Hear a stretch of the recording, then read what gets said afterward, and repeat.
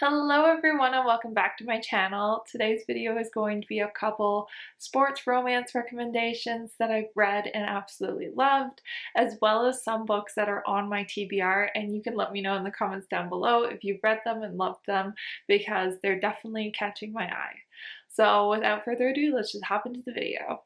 So I actually just released a reading vlog where I read only sports romances. I actually only read football sports romances because that's actually, weirdly enough, the sport that I gravitate towards when I'm reading romances, even though I don't know anything about football. And I also tend to gravitate towards hockey romances, so that's like a lot of the books that you'll see in this video. Hockey I actually watch and enjoy. Football I know pretty well nothing about. I don't even think I know all the rules, if I'm being completely honest. So I don't know why, but I do still tend to gravitate towards those books. But yeah, I got a little sidetracked there. I just released a reading vlog of I reread The Most Valuable Playboy and The Hardest Fall. So I'll start with those books because I do recommend both of them. So I'll start with, but if you want to hear more of my thoughts, make sure you go check out that video. So we'll start with The Hardest Fall because that's the first one I read in that video. It is a football romance it's by Ella Mays. It's a standalone book.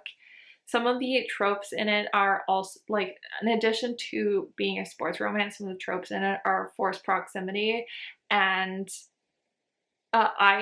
I consider this also a found family trope, but that one's sort of more of a loose interpretation of a found family. Or I guess it's more of a literal found family. So this book follows Dylan, the star wide receiver on the school's football team, and Zoe, an awkward and shy but lovable character. She's like a photography student, I believe. Anyways, they meet at a party where she is dared by a group of girls to go and kiss him, even though they knew that she was in a relationship. Even though they knew he was in a relationship and wouldn't do it, and she kind of makes like an awkward attempt to ask him to kiss him before she kisses him. She makes quite the first impression on him, and a year later they end up seeing each other in the quad, where she makes a little bit of a mess again of herself because she sees him and runs away because she's embarrassed of the first time they met, and she ends up running into someone carrying this large project and rips off part of it. So, but at that point she's in a relationship, and then a year after that they end up being roommates based on some circumstances that happen. So that's where the forced proximity element comes in, and he has never been able to stop thinking about her in all that time that they were apart. So when they become roommates, he's determined to become at least friends with her and hopefully something more. And she also has not been able to stop thinking about him. This is a dual POV romance. There are a lot of twists and turns in this one. It's not boring. There are some added elements into, like, added sub storylines that I don't think are necessary, but I still really enjoyed the characters. Like, I really enjoyed the plot. I thought the conflict between them was very well done, even though it is about a bit of a miscommunication. It's a miscommunication that's done right, in my opinion. So, but I would definitely check the trigger warnings for this one because it does deal with some heavier topics, so make sure you check the trigger warnings because it is graphic in some areas about some trauma, so make sure that you check the trigger warnings before you read this one. So the next book is Most Valuable Playboy, but this one is by Lauren Blakely. I love Lauren Blakely's writing. I love all of her series, so make sure you go and check out all her romances. I'm trying to think. I think she has some other sports romances, but I can't think of them off the top of my head. But anyways, this is the first book in the Ballers and Babes series. It is again a football romance. The tropes from this for this one are best friend's sister or brother's best friend, and also fake dating. This is a really unique way of telling a story because it takes place solely from the male main character's point of view. I haven't read any other books where it only takes place from the male main character's point of view, but I really liked the way that was told. But if you like dual POV, you might not like it for that reason. You do get a bit of her POV in text messages with her best friend, so you do get it a little bit, but if that's going to bother you, just a heads up, it is single POV. So this one follows Cooper and Violet. Cooper is the starting quarterback for his football team, and that he's actually in the NFL. This is not a college romance. This takes place later on. And Violet is his best friend's little sister, and they grew up together. So he is, at the beginning of this book, he's in a auction where they auction off dates with all the players from the team, and the owner's sister actually was recently widowed and has been really aggressively hitting on him and making suggestive comments towards him. So he really does not want her to get the date, so he ends up asking Violet to bid on the date for her, and which she does, and they end up in the interview afterwards, they, in order to cover up for the fact that he just didn't want someone else bidding on her, they said they were dating. But then his agent, because he is up for contract negotiations, his agent tells him he has to continue fake dating her because it could look bad that he would be like a liar to the owner. So he has to keep up the fake dating. But it also works out well for Violet because she owns her hairdressing business. And she's got a huge boom in business after they announced they were dating. So they keep up the fake dating, which is a mutual beneficial arrangement. But he wants this to be a real relationship and doesn't know where she stands. And the brother also doesn't want them in a relationship, so there's also that hurdle. The third book is Old Fashioned by Candy Steiner. This is the fourth book in the Becker Brothers series, and some of the tropes in this one are forced proximity because she is the trainer and he is the coach of a football team, single mom, and it is a bit of a romantic suspense as well. So although this is the fourth in the series, and this can be read as a standalone, but I really recommend reading this series in order because there is like an overarching plot between all four of the Becker Brothers books, which is what makes it a little bit of a romantic suspense book. So I would recommend reading in order, but you don't have to. The other ones in the series are not sports romances. This is the only one that sort of falls into the sports romance category. So this book follows Sydney and Jordan. Sydney is the newly appointed trainer of after she graduates with her degree in sports medicine for the high school football team, and Jordan is the football team's coach. They originally clash a lot because he doesn't think that she should be the trainer. He thinks there should be a male trainer because he thinks these high school boys are going to be distracted by this beautiful woman who's their trainer. And she is arguing that it shouldn't matter about her gender and that he should make sure that the players respect her regardless. So there is a bit of tension at the beginning, which I really enjoy. And eventually he meets her daughter who really wants to become the first woman to ever play on a professional football team. She is so cute in this book. And so he teaches her daughter some football, and obviously they end up falling for each other, but there is some added drama because her ex-husband is the chief of police. There is a lot of tension in this book. This is another one that I would definitely make sure you check the trigger warnings for before you read the book because there is some There is some heavier topics as well as some like more graphic depictions of the topic, so I would just make sure you check the trigger warnings for this one. Also, seeing the bond between Jordan and Sydney's daughter is just so cute. So if you like a single parent romance, this one is another like great one. I love this book. It just has a lot of the really great tropes. It's a really good conclusion to a fantastic series. And so like I really recommend, if you like sports romances, if you like single parent, there's so many things in this book to make you fall in love with the characters. I just think that I think everyone would enjoy this book. The next book is The Summer Proposal by V.I. Keeland. This is a standalone hockey romance.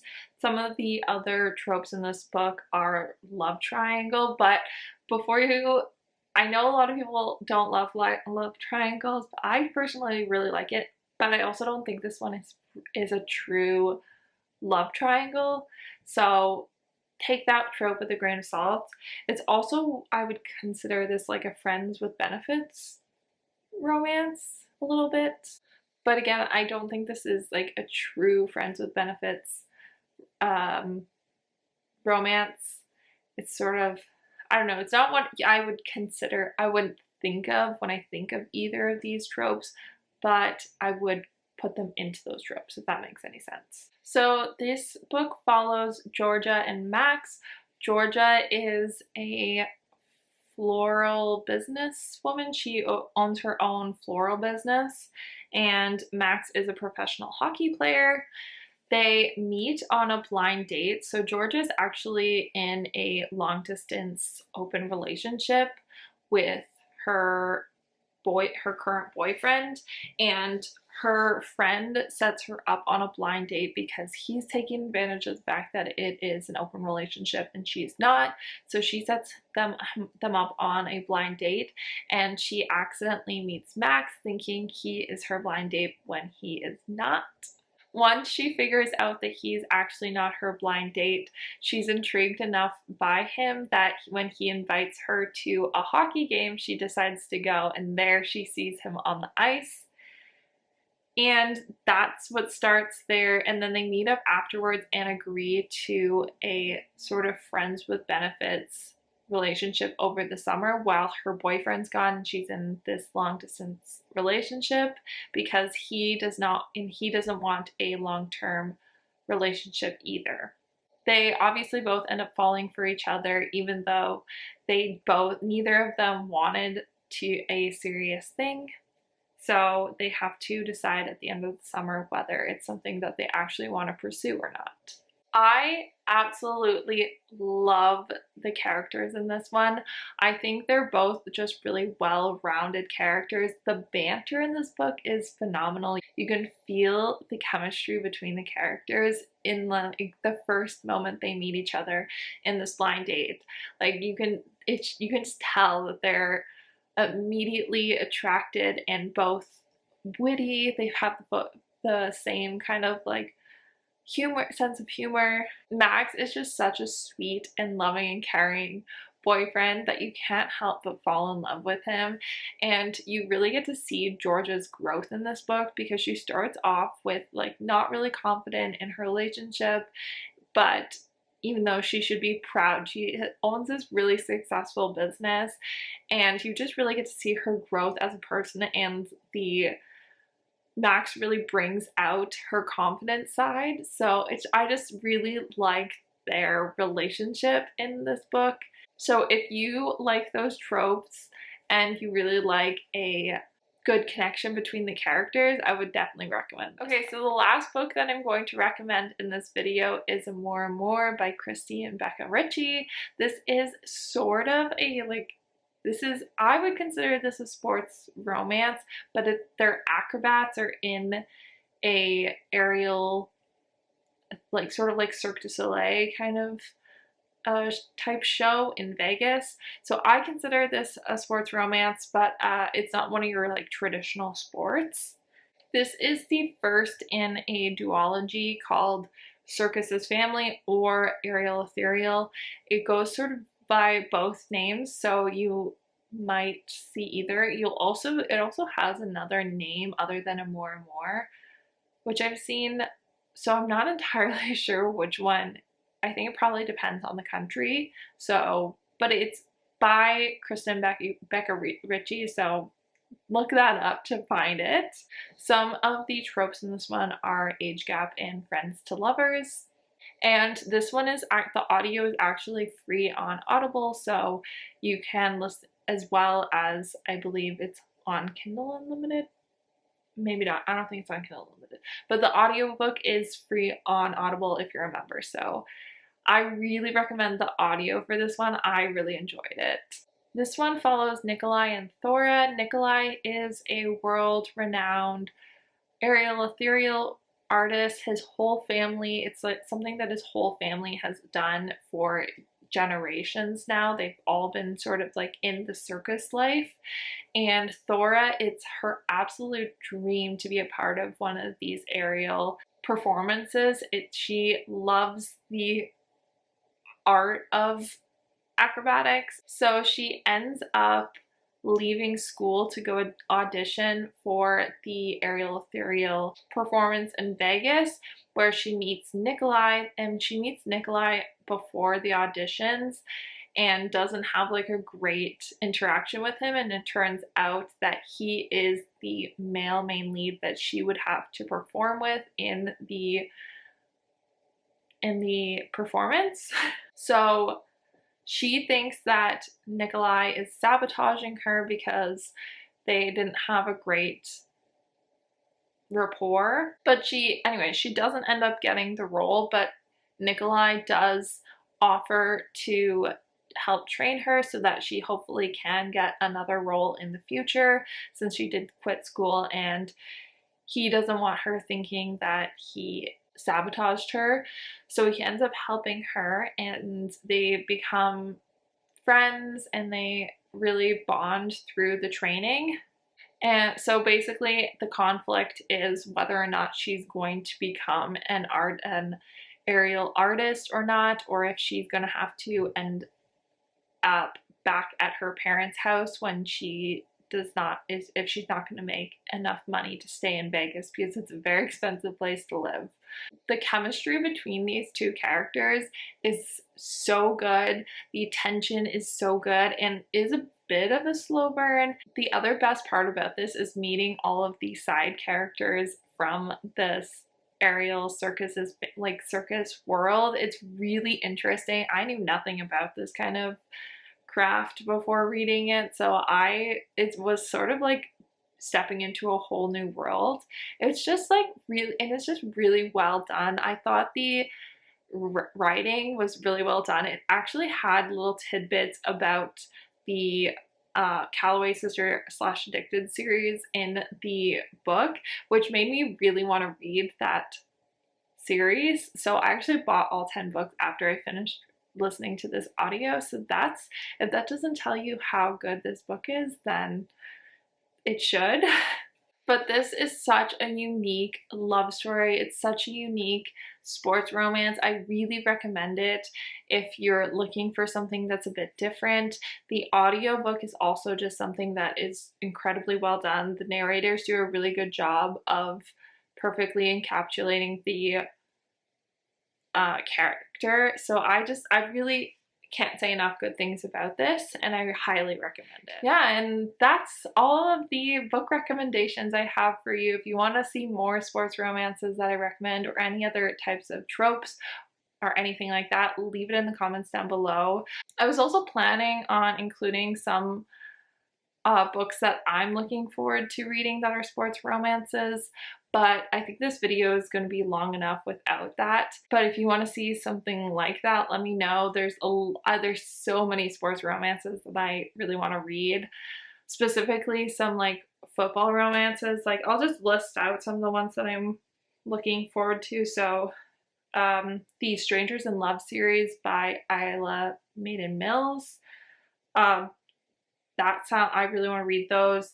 The like Binding 13, Keeping 13 Boys of the Toman series, I think that's what it's called. Those books.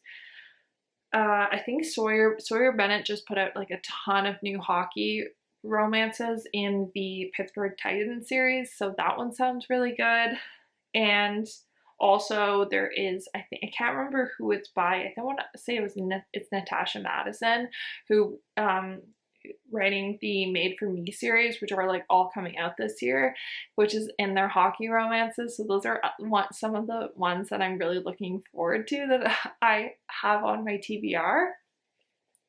But yeah, that's going to be the end of this video. I hope you guys enjoyed. If you did, please give it a thumbs up. Subscribe if you're not already, and I will see you in my next one. Bye, guys.